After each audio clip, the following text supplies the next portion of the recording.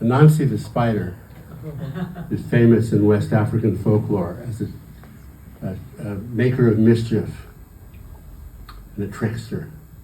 And one day, Anansi the spider went walking through the forest, one very, very hot day. And he came to a clearing, and in the middle of the clearing was a path. And he walked up the path, and in the middle of the path was an unusual object. He walked right up to the unusual object and he said, "Isn't that a strange moss-covered rock?" Kapow! He was knocked out cold, knocked over onto his back, and he was unconscious for an hour. When he woke up, he was dazed and confused, completely dizzy. And he thought, what just happened? What just happened? All I did was I said, "Isn't that a strange moss-covered rock?" Kapow! It happened again. He was knocked over onto his back. 1 hour later, he woke up, dazed and confused, completely dizzy. He said, "Aha, I see what happened. Every time I say, I get knocked out cold. I know how to use this to my advantage." So Anansi the spider went walking through the forest on this very, very hot day. And he came to the home of Lion. Now Lion was sitting on his porch, surrounded by yams, huge piles of yams that he had dug up. Excuse me. And Anansi loved yams, but he was much too lazy to dig them up himself. So he walked up to the front porch. He said, "Hello, Lion. How are you today? Isn't it a very, very hot day today?" The Lion said, "Yes, Anansi, it is indeed a hot day."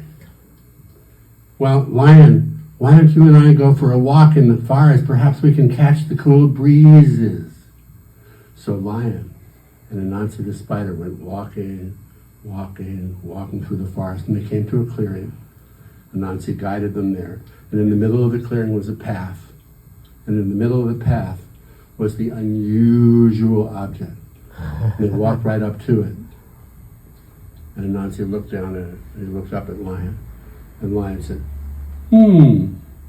"Isn't that a strange moss-covered rock?" Kapow! Lion was knocked over onto his back, completely unconscious. And while he was unconscious, Anansi went running back to Lion's house and grabbed a big handful, armful, he has many arms, legful of yams, and took them to his own house and went back and forth from Lion's house to his own house until he had stolen all of Lion's beautiful yams. 1 hour later, Lion woke up, dazed and confused, completely dizzy.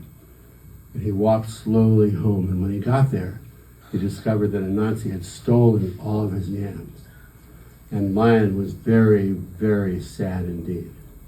But Anansi was delighted. He found a great new trick, and he had all this wonderful food. But he was also very greedy.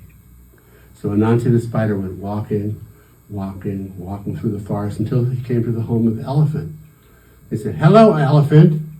Now, Elephant was sitting on his front porch, surrounded by beautiful ears of corn, thousands and thousands of ears of corn. And Anansi loved corn. He loved the sweet little kernels. But he was much too lazy to harvest the corn himself. So he said, "Hello, hello, Elephant. Isn't it a very hot day?"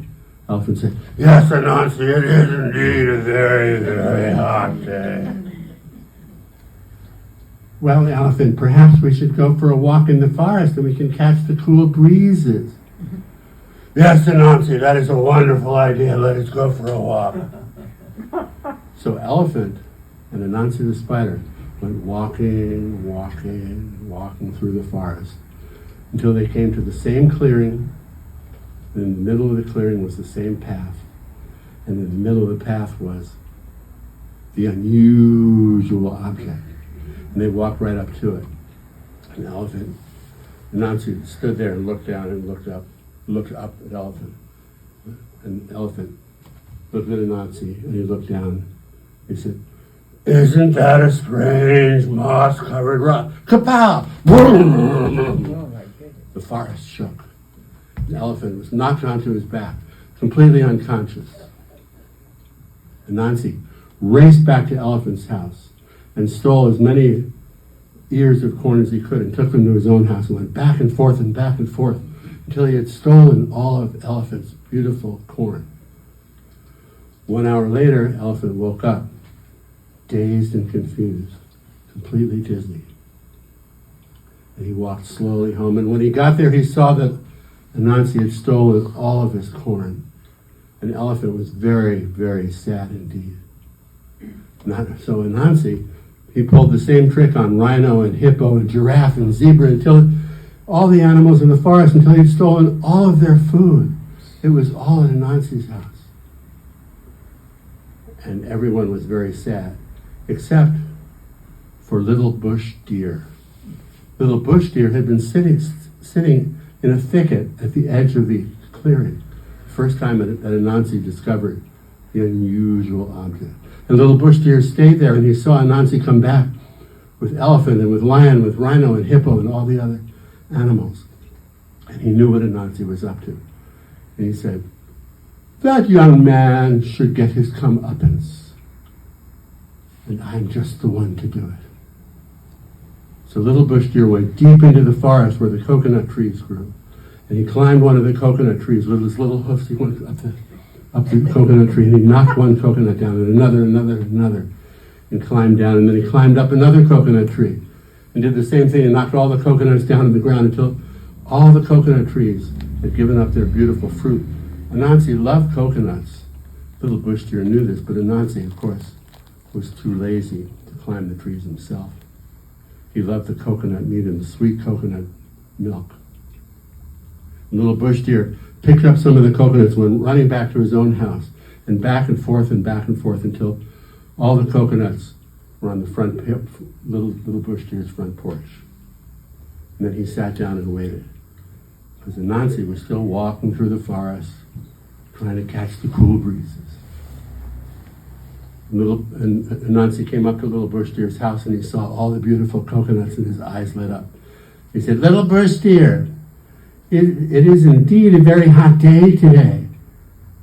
Perhaps we can go for a walk in the forest and catch the cool breezes." Little Bush Deer said, "Yes, Anansi, that is a very nice, very thoughtful idea." And so they went for a walk, Little Bush Deer and Anansi the spider, and they went walking through the forest till they came to the clearing. And in the middle of the clearing was the path. And in the middle of the path was the unusual object. They walked right up to it. And Anansi stood there, and he looked down at the unusual object. He looked at Little Bush Deer. Little Bush Deer was looking around at the sun and the clouds and the sky. And Anansi looked down and he looked up at him and he said, Well, what, Anansi? Well, do you see it? Do I see what? That, don't you see that? Why, yes, Anansi, I do see that. Well, go ahead and say it. Say what? What is it you want me to say? You see the little thing there, just say it. Well, Anansi, what is it you want me to say? You know. That's what you want me to say? All right. You know. That's not what I want you to say. What I want you to say is, isn't that a strange moss-covered rock? Kapow! Anansi was knocked over onto his back, dazed and confused. Little Bush Deer went running back to Anansi's house, and he took all of the yams and brought them, went back and forth to Lion's house, and he took all the corn and went back and forth. He took it all to Elephant's house, and he returned all the food to all the animals in the forest. 1 hour later, Anansi the spider woke up, dazed and confused, completely dizzy, and he walked slowly home. And he saw that all the food that he'd stolen from all the animals in the forest was gone. And Anansi was very sad indeed. But if you think he's given up trickery and mischief, you've got another thief coming. He's still out there playing tricks on people. The beat goes on.